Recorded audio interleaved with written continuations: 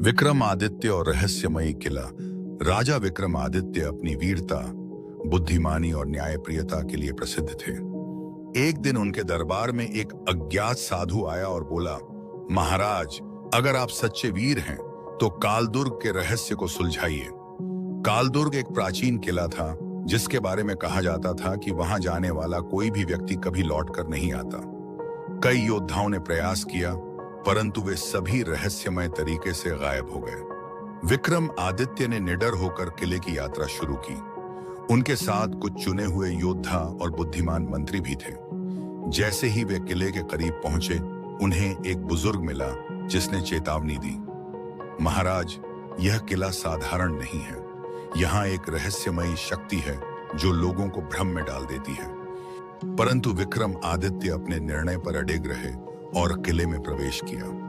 किले के अंदर घुसते ही उन्हें अजीब घटनाएं महसूस हुईं। हर दिशा में घना अंधेरा था और दीवारों पर रहस्यमयी चित्र बने थे।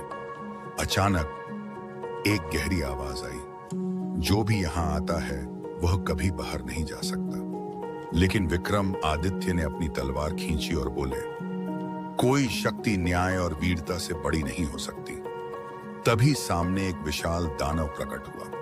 वह किले का रक्षक था और बोला, अगर तुम इस किले का रहस्य जानना चाहते हो तो मुझे हराओ।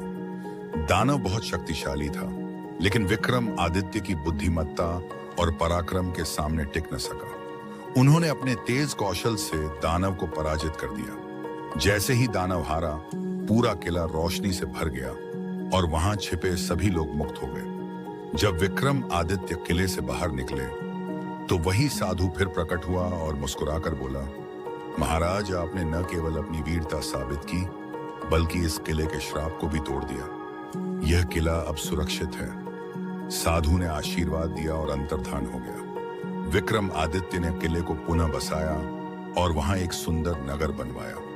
उनकी इस विजय की गाथा पूरे राज्य में गूंजने लगी और वे सदा के लिए एक महान राजा के रूप में अमर हो गए। अगला भाग चैनल पर उपलब्ध है।